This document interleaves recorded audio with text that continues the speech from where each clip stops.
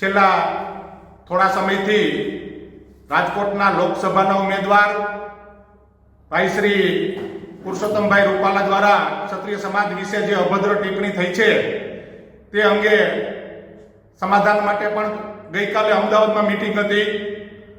અમારા આગેવાનોએ જણાવ્યું હતું કે આ પહેલી ને છેલ્લી મીટિંગ છે, હવે પછી કોઈ મીટિંગનો અવકાશ નથી.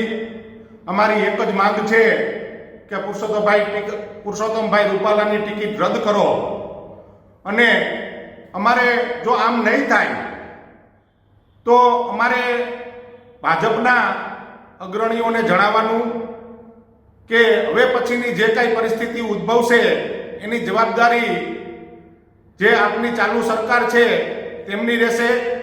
અમારે ના છૂટકે રોડ ઉપર આવવું પડશે, અને જ્યારે અમારા બહેનો અનશન ઉપર ઉતરેલા હોય ત્યારે જણાવવાનું થાય છે કે કાયદો અને વ્યવસ્થાની પરિસ્થિતિ જે બગડશે એની તમામ જવાબદારી સરકારની રહેશે.